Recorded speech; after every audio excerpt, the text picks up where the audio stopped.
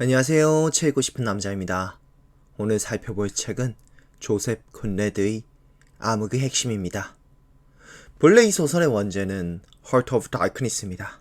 이 원제를 암흑의 핵심, 어둠의 심연, 어둠의 속 등으로 해석하곤 합니다.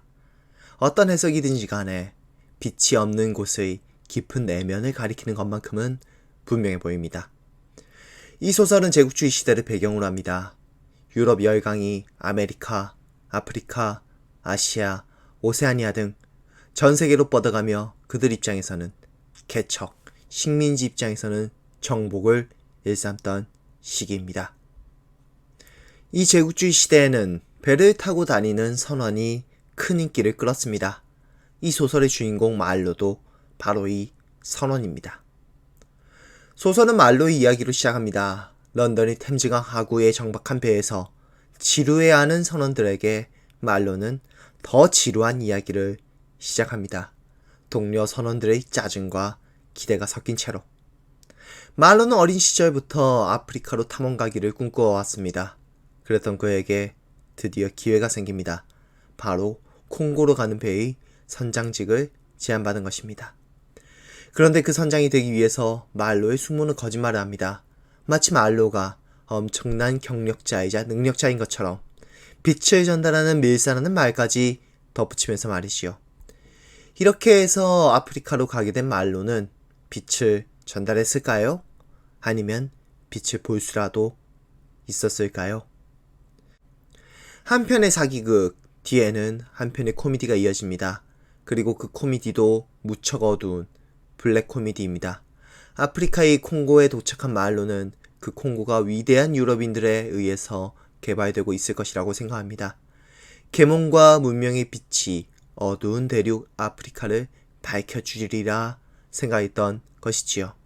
이 시기에는 유럽은 빛, 아프리카는 어둠, 이 비유는 너무나도 흔하게 쓰였습니다. 하지만 말로의 눈에는 비참한 풍경만 가득했습니다. 개발을 위해서 놓이는 철도는 건설 중에도 부식되고 절벽을 무너뜨리겠다며 폭발시키지만 안반은 멀쩡합니다. 모든 개발, 어떤 개발도 제대로 이루어지지 못하고 있는 셈이지요. 그런데 그렇게 무엇도 개발해내지 못하는 어리석은 백인들이 검은 형상, 즉 흑인들을 두들겨 패면서도 한결같이 찬양하는 인물이 있습니다. 바로 커츠입니다. 커츠는 식민지의 주재소 소장에 불과합니다. 그저 흑인들을 착취하면서 상아를 많이 뜯어낸 인물일 뿐입니다. 하지만 오히려 그렇기에 커츠는 백인들에게 존경을 받습니다. 누구보다도 흑인 위에 군림하기 때문입니다. 이후에 말로는 그 커츠를 보러 내륙으로 들어갑니다. 한없이 펼쳐진 밀림, 끝없이 깔린 어둠은 한 치 앞도 내다보지 못하게 합니다. 그리고 그 밀림 속에서도 커츠를 향한 찬양은 여전합니다. 어떤 한 러시아인은 말합니다. 커츠야말로 빛과 역사의 전도사라고, 과학과 진보를 전파하는 대의 명분의 수호자라고. 그리고 말로에게 부탁합니다. 부디 커츠가 자신을 오해하지 않기를, 부디 커츠가 자신을 알아주기를, 어디에서인가 열심히 흑인을 두들겨 패는 와중에도 말이지요. 이 끝없이 역겹고 무한히 우스꽝스러운 모습들은 영원히 끝나지 않습니다. 오히려 흑인들은 커츠를 지키려고 주인공 말로의 무리를 공격합니다. 이 때문에 암흑의 핵심은 아프리카 흑인들을 폄하하는 인종차별적인 시각을 담고 있다는 주장도 제기되고 있습니다. 그렇다면 말로가 만난 커츠의 모습은 어떠했을까요?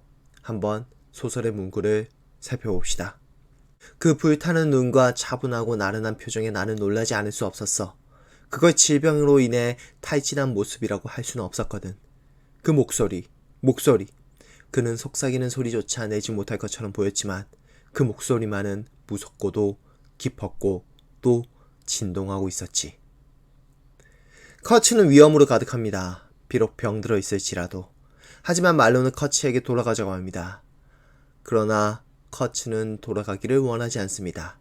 그는 말합니다. 나를 구원하겠다고? 상아를 구원하겠다는 뜻이겠지. 내가 아프지 않냐고? 아프다니. 커츠는 필사적입니다. 커츠는 돌아가지 않으려 하고 죽지 않으려고 합니다. 하지만 커츠는 귀환도 죽음도 막지 못했습니다. 결국 그는 귀환길에 나섰고 귀환길에 죽게 됩니다.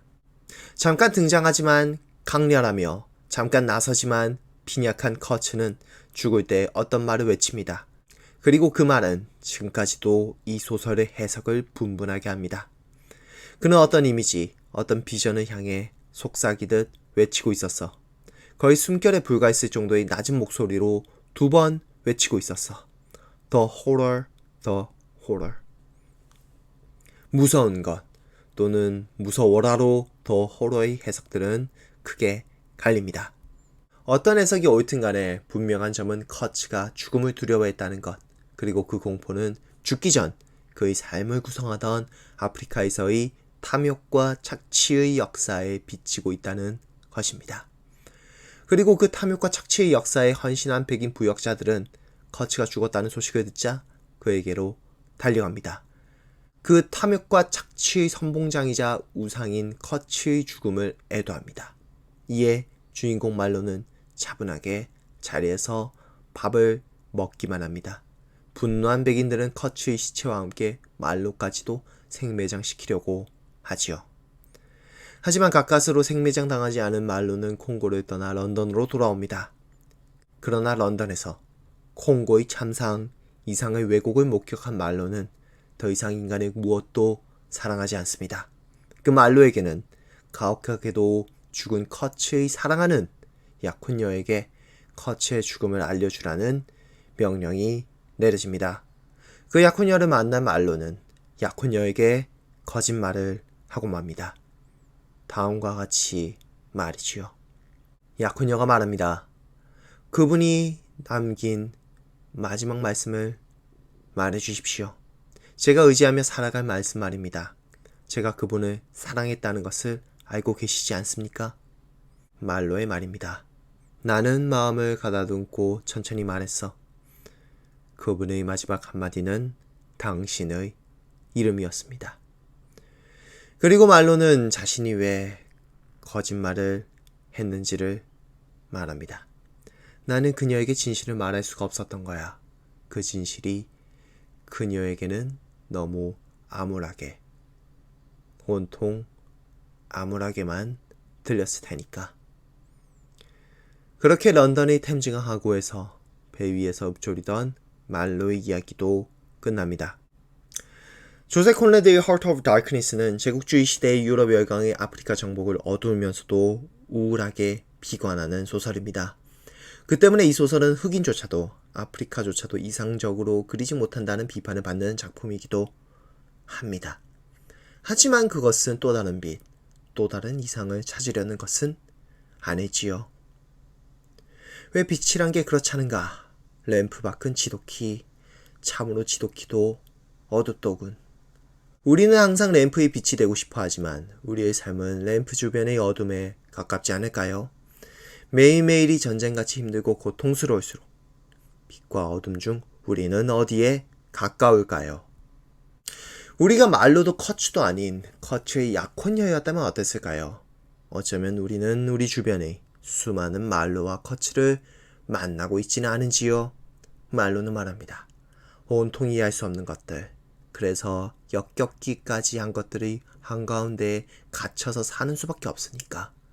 그건 역겨움이 주는 매혹이야. 이 소설은 예전 미국의 베트남 전쟁, 그리고 최근의 아프가니스탄 전쟁과 관련된 제국과 식민지의 관계를 다루기도 하지만 한편으로는 개인과 개인의 관계를 다루는 소설일지도 모릅니다. Heart of Darkness 리뷰, 암흑의 핵심 리뷰 여기서 마치겠습니다. 오래된 책처럼 낡고 부족한 리뷰 시청해주셔서 감사합니다. 구독과 좋아요는 책을 읽고 나서 책을 더 읽고 싶다고 느낄 때 해주시기 바랍니다. 감사합니다.